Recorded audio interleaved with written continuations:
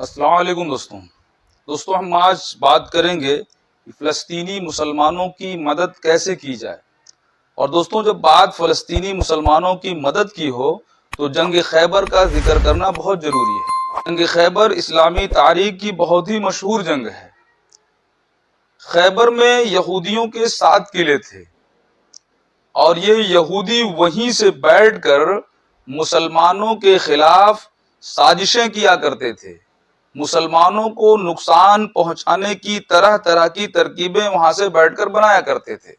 تب حضور پاک صلی اللہ علیہ وسلم وہاں پر لشکر لے کر پہنچے اور ابتدائی جنگ میں ہی 5 قلعے فتح ہو گئے، لیکن 2 قلعے ایسے تھے جو نہیں فتح ہو رہے تھے۔ ان سے ایک قلعہ تھا جس کا نام تھا عبوس، اور اس کے اطراف میں چاروں طرف کھجور کے درخت لگے ہوئے تھے۔ ان درختوں کی وجہ سے اس قلعے کو فتح کرنے میں دشواری آ رہی تھی۔ تو دوستوں نبی اکرم صلی اللہ علیہ وسلم نے اپنے ہی حکم کے برعکس ایک فرمان جاری کیا۔ صحابہ کو حکم دیا کہ ان درختوں کو جڑ سے کاٹ کر ان میں آگ لگا دی جائے۔ حضور پاک صلی اللہ علیہ وسلم یہ جانتے تھے کہ یہودیوں کی جان ان کی معیشت میں اٹکی ہوتی ہے۔ جب ان کی معیشت کو نقصان پہنچے گا، ان کی اکونامی کو نقصان پہنچے گا، تب یہ سرنڈر کریں گے۔ اور دوستوں وہی ہوا۔ جب ان درختوں کو جڑ سے کاٹا جانے لگا اور ان میں آگ لگائی جانے لگی، تب یہودی نکل کر آئے اور انہوں نے کہا کہ آپ ان درختوں کو نہ کاٹیے، ان کو مت جلائیے، آپ جو کہیں گے ہم کرنے کے لیے تیار ہیں۔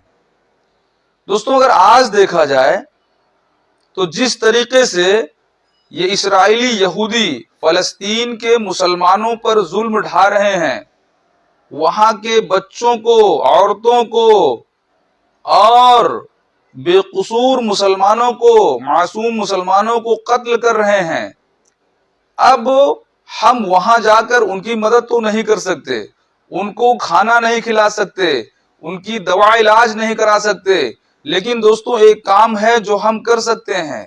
ہم اسرائیلی معیشت کو نقصان پہنچا سکتے ہیں۔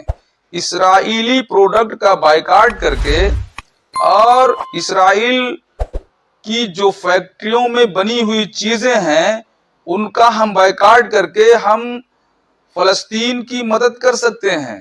جب ان کی معیشت کو نقصان ہوگا تب یہ سرنڈر کریں گے۔ تو اس کی مثال یہ ایسے ہے کہ جیسے جنگ کے مواقع پر چندہ اکٹھا کیا جاتا ہے فوج کے خرچے کے لیے، چونکہ جنگ میں خرچے بڑھ جاتے ہیں اور لگ بھگ ہر ملک کا یہ قانون ہے کہ جنگ کی حالت میں ان کی عوام کا پیسہ بھی استعمال کیا جا سکتا ہے۔ تو دوستوں اگر ہم اسرائیلی پروڈکٹ کا بائیکاٹ کریں گے، ان کی معیشت کمزور ہوگی، اکونامی کمزور ہوگی، تب یہ سرنڈر کریں گے۔ یہ ہم کر سکتے ہیں دوستوں۔ اس کی مثال میں آپ کو اور بتاتا ہوں۔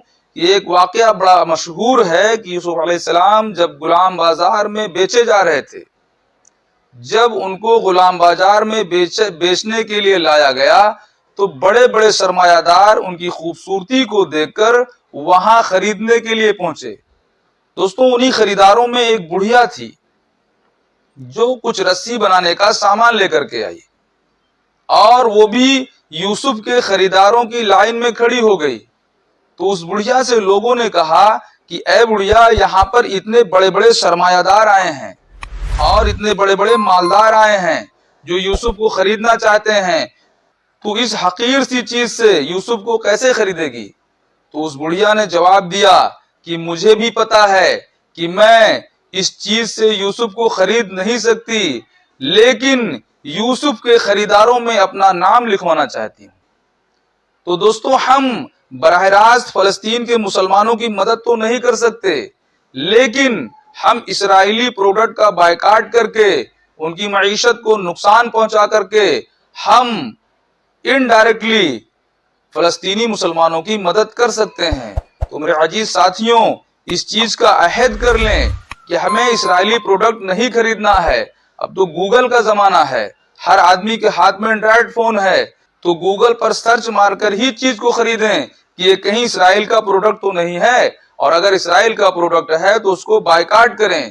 یہ ایک بہترین طریقہ ہے اسرائیل کی معیشت کو نقصان پہنچانے کا۔ اور دوستوں اس ویڈیو کو زیادہ سے زیادہ شیئر کریں، ہر مسلمان تک یہ خبر پہنچائیں کہ وہ اسرائیلی پروڈکٹ کا بائیکاٹ کر کے فلسطینی مسلمانوں کی مدد کرنے، ورنہ جانے انجانے ہم اسرائیل کی مدد کر رہے ہیں۔